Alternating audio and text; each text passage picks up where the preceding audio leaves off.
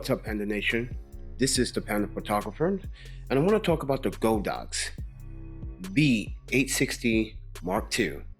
Now, if you don't recall, this was originally the Bing VING. That was the first model. This is the second model, and I do have some bad experience with Godox products, especially the TT600 shoe mount that's on those Speedlites, and that Speedlite particular only uses high-speed sync. But it does not have the features of TTL, unfortunately. But the V860 Mark IIs are just as amazing as the V1 from Godox that was just released, what, a year ago? So it's been about 2 years since I had the 860 Mark IIs for Sony. They do make it for Canon, they do make it for Nikon and Fuji. And I kind of want to give you guys my long-term review on the flash. Now I'm going to be showing some images about me using the flash recently and the years before my last Halloween shoot, which was a big event. And you know what? I love the flash. Now there are some things that did happen, like misfire in TTL or in high-speed sync. It did happen. No electronic that you purchase is going to be perfect. Now it depends on what you're shooting. Now I did use the V860s in high-speed sync, and I find it to be well adequate to perform even in harsh conditions, and even sometimes overpowering the sun. And that will require for you to actually get closer to your subject, and I recommend having assistance for that. But at night it works perfectly. During the day, doing shoots indoors, it works perfectly. Now its functionalities are very intuitive. I kind of got confused how to program it, because there's so many like displays and menu settings for this particular flash, and I kind of find myself wondering what is going on sometimes with the flash. Why can I not set this up? And I had to read the manual very, very carefully. So please do read that manual very carefully. But with that said, now if I want to use this flash in optical slave, I can. It does work really well. The Godox optical sensors do work well. Now, its build construction is by far one of the best for a plastic build. Yes, it is plastic and it seems sturdy, but it's the only flash that I would recommend that has a removable battery. And as I said before, no one sponsors this video, no one's endorsing this video. I purchased this with my own money. But I wanted to emphasize and just give you guys my long-term experience with the Speedlite. And the Speedlite, I have to say, if I had an extra $200, I would definitely pick another one up.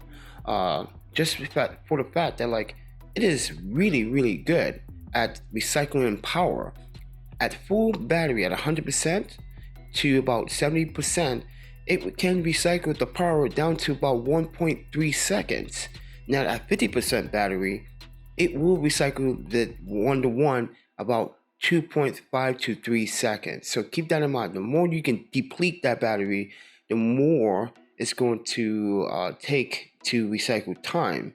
But I do have to say about the battery's life, there's no way that you can burn this battery out. Now it depends on the photographer situation, but most photographers that I know never depleted the battery in a day. No way. So with that said, it does charge fast on its chargeable dock, which is great. But I do have one concern, and that is that Speedlite head. And I kind of feel like there was an incident where when I was shooting in TTL that I wasn't getting the output that I was requesting from the flash. And I thought I damaged the head, but I didn't. So it was just overheated. So if you are using this in TTL and you have this at the highest setting, please be aware that like it does get hot. So let it cool down for a second, let it do its job.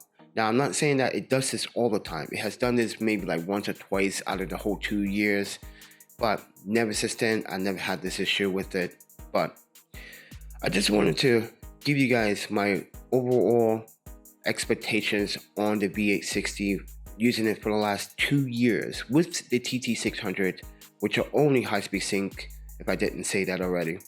But for the value, I think it's a great steal. But if you want the V1, I definitely recommend it if you want a round head. But if you have accessories for other speedlights that you cannot use for the V1, I definitely recommend the V860 Mark II to your camera equipment.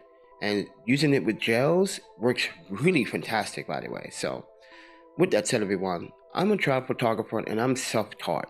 Everything I have done on this channel is self-taught.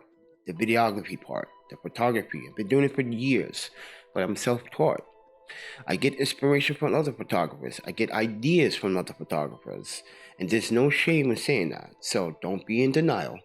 But as a Panda photographer, I want us to have this discussion. Do you think Godox products are worth the value? And do you think their warranty and their manufacturing warranty needs to be improved over time? Because I do have a bad experience with that.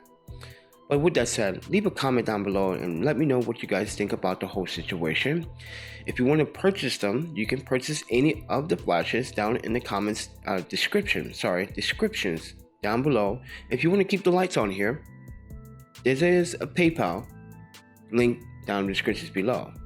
Don't forget to subscribe and please do share their content. But with that said, everyone, I am the Panda Photographer. Eat, sleep, photography, videography, and repeat. And I will see you guys in the next video. You guys take care. Happy shooting.